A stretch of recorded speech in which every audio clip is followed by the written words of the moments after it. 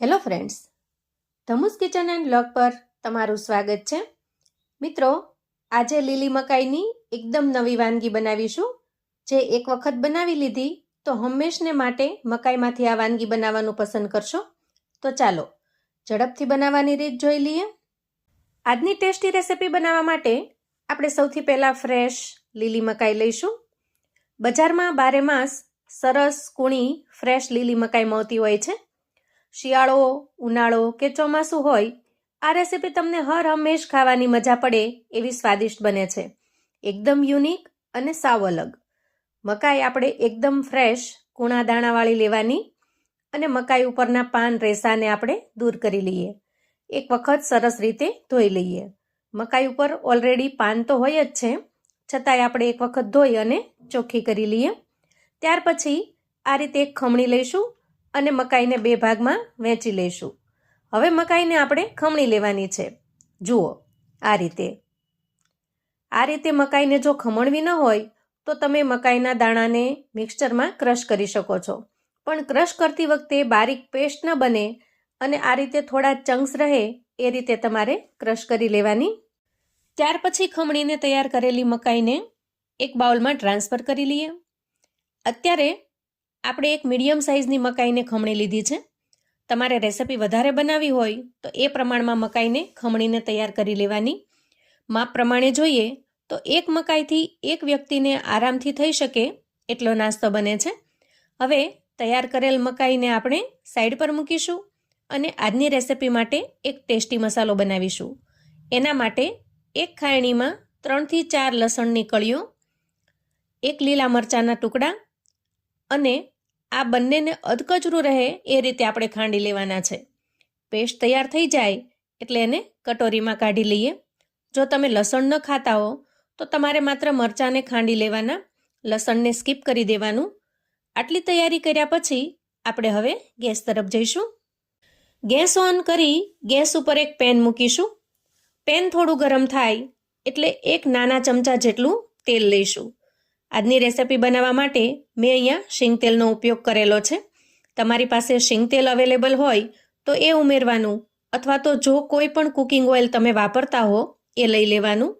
અને હા, તમે તેલની જગ્યાએ 2 થી 3 ચમચી જેટલું ચોખ્ખું ઘી પણ લઈ શકો છો.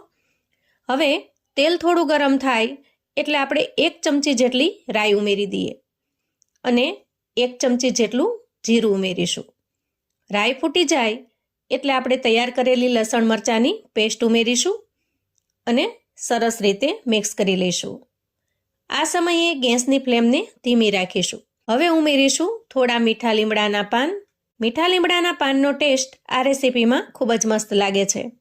હવે બધી જ વસ્તુને સારી રીતે સાંતળી લીધા પછી આપણે 5 ચમચી જેટલી હળદર ઉમેરીશું અને સારી રીતે મિક્સ કરી લઈશું. હવે હળદરને સરસ મિક્સ કર્યા પછી આપણે એક નાની વાટકી જેટલી છાશ લેવાની છે. છાશ બહુ ખાટી કે બહુ મોળી ન હોય એવી મીડિયમ ખટાશવાળી લીધી છે. એને ઉમેરી દઈએ અને સારી રીતે મિક્સ કરી લઈએ. ત્યાર પછી તરત જ આપણે ક્રશ કરીને તૈયાર કરેલી મકાઈ ઉમેરી દઈએ અને સારી રીતે મિક્સ કરી લઈએ. ખીચું કે સુરતી લોચાના સ્વાદને પણ ભૂલાવી દે એવી ટેસ્ટી આપણી આજની આ મકાઈની રેસિપી બનીને તૈયાર થાય છે. આમ જોઈએ તો એક રીતે આ મકાઈનું ખીચું કહીએ અથવા તો મકાઈની કીસ કહેવાય છે. હવે જુઓ, મસાલા અને મકાઈ સરસ મિક્સ થઈ ગયા છે. હવે આપણે સરસ રીતે પાકવા દઈએ. એના માટે લીડ ઢાંકી 5 થી 6 મિનિટ સારી રીતે પાકવા દઈએ. વચ્ચે વચ્ચે ઢાંકણ ખોલી 2 થી 3 વખત ચલાવી લેવાનું, જેથી તળિયે ચોંટી ન જાય. હવે અંદાજે 6 મિનિટ પછી ઢાંકણ ખોલી ચેક કરી લઈએ. અહીંયા સરસ પાકી ગઈ છે મકાઈ અને ધીરે ધીરે એમાંથી તેલ પણ છૂટું પડવા લાગ્યું છે. એટલે કે મકાઈ સરસ પાકી રહી છે, પણ હજી થોડી ગેસ પર આપણે એને રહેવા દઈશું. આ સમયે આપણે સ્વાદ પ્રમાણે મીઠું ઉમેરીશું. મીઠું અહીં છેલ્લે ઉમેરવાનું, જેથી ક્વોન્ટિટીને ધ્યાનમાં રાખીને તમે મીઠું ઉમેરી શકો. ત્યાર પછી ઉમેરીશું અડધા ગ્લાસ જેટલું ગરમ પાણી અને સારી રીતે મિક્સ કરી લઈશું. ગરમ પાણી ઉમેરવાથી મકાઈમાં કુકિંગ પ્રોસેસ ઝડપથી થાય છે. હવે ફરી લીડ ઢાંકી 3 થી 4 મિનિટ થવા દેવાનું અને જરૂર પડે ઢાંકણ ખોલીને ચલાવી લેવાનું. અંદાજે 4 મિનિટ પછી ઢાંકણ ખોલીશું. વાહ, જુઓ, એકદમ સરસ બધું જ તેલ છૂટું પડી ગયું છે અને મકાઈ પણ ખૂબ સારી રીતે બફાઈ ગઈ છે. આજે આપણે મકાઈને ડબલ કૂક કરી છે. આ રીતે કૂક કરવાથી મકાઈ એકદમ સરસ બફાઈ જાય છે અને ટેસ્ટ પણ ફરસો લાગે છે. મકાઈ જો થોડી ઘણી કાચી હશે ને તો તમને એમાં ચીકાશ લાગશે અને વાનગી ખાવાની પણ મજા નહીં આવે. હવે આ સ્ટેજે આપણે ટેસ્ટી રેસીપી તૈયાર કરી લીધી છે. આપણે થોડી કોથમીર ઉમેરી દઈએ, એકદમ ઝીણી સમારેલી, અને થોડી વધારે ઉમેરીએ જેથી ટેસ્ટ ખૂબ જ સરસ લાગશે. 100% મિત્રો, આ રેસીપી ચાખ્યા પછી તમે ખીચાનો ટેસ્ટ કે સુરતી લોચાનો સ્વાદ પણ ભૂલી જશો. એટલો સુપર અને જોરદાર આ રેસીપીનો ટેસ્ટ લાગે છે.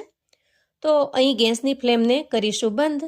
મિત્રો, આ રેસીપી તમે લીલી મકાઈનું ખીચું કહી શકો, લીલી મકાઈની કીસ કહી શકો. હું આને મકાઈનું ખીચું કહીશ. હવે ઝટપટ ટેસ્ટી ખીચાને આપણે સર્વ કરી લઈએ. વાહ, જુઓ, એકદમ સરસ ગરમા ગરમ મકાઈનું ખીચું તૈયાર છે.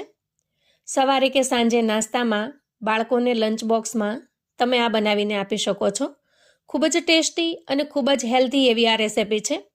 પહેલાં જો ક્યારેય તમે આ રેસીપી ટ્રાય ન કરી હોય તો મારા કહેવાથી પણ એક વખત ચોક્કસથી બનાવજો. ઘરમાં બધાને ખરેખર ખૂબ જ પસંદ આવે એવી તૈયાર થાય છે. આ ટેસ્ટી ખીચાને સર્વ કરવા માટે ઉપરથી થોડું શીંગતેલ ઉમેરીશું અને ત્યાર પછી ઉપરથી થોડો આચાર મસાલો સ્પ્રિંકલ કરીશું. આચાર મસાલા વગર તો ખીચાનો ટેસ્ટ આપણને અધૂરો લાગે. અને ત્યાર પછી થોડી બેસનની સેવથી ગાર્નિશ કરી લઈએ.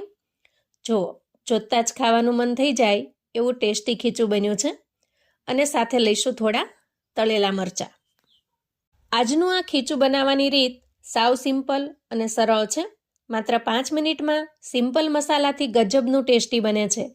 તો આવું અવનવું જાણવા માટે અને મને સપોર્ટ કરવા માટે ચેનલ પર જો તમે નવા છો તો પ્લીઝ ચેનલને સબસ્ક્રાઈબ કરો. વિડીયો ગમે તો લાઈક અને શેર કરો.